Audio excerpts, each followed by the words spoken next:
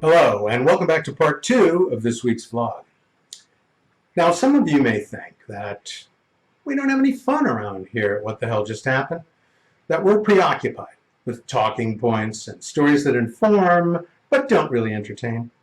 Wow. You really nailed it, didn't you? It's okay. No, I'm not hurt by your judgment.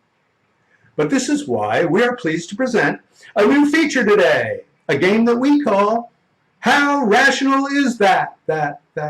Webster's Dictionary defines rational as based on, or in accordance with, reason or logic. Here's how it works. I'll present you with some first-person scenarios, and you'll give them a point value from 1 to 5. 1 being batshit crazy, 5 being logical and reasonable. So grab a pen and paper and get ready to play our game. Ready? Here we go. Let's say you're the leader of a country that's beset by cyber attacks and nuclear weapons escalation by hostile state actors. Your national security team has crafted strategies to address these grave threats. As they begin to present you with your options, you happen to see Greenland on a map in your office, and so you think, hey, we should buy that place, even though it's not for sale. How rational is that?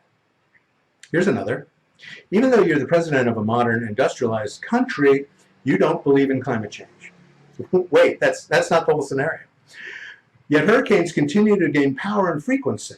So instead of enacting actionable environmental policy, you propose to detonate a nuclear bomb in the eye of an approaching hurricane. How rational is that?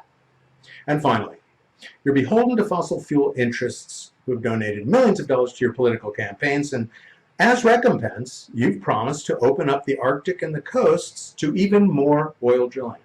When asked by the press about this environmentally disastrous policy, you discuss how windmills cause cancer. How rational is that? Now look at your score. If it's more than 4, you're watching the wrong vlog. But thanks for playing How Rational Is That?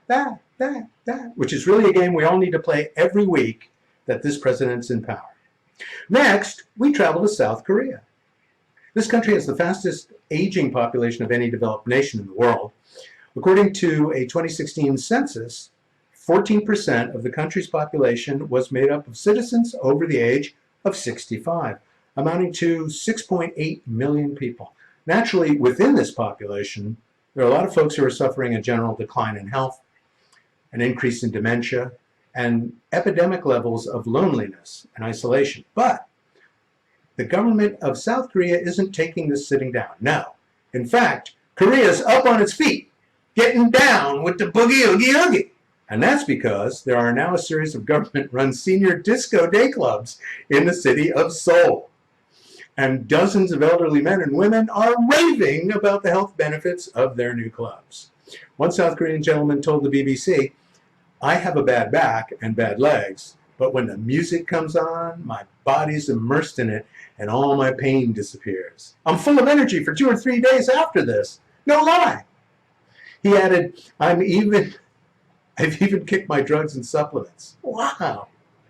So today I joined South Korea in celebrating all the benefits of shaking your booty down on the dance floor. It made my day. Well, the clock says I got to put on my boogie shoes and say annyeong to this edition of What the Hell Just Happened. Join me next week for another exciting blog post. Bye for now.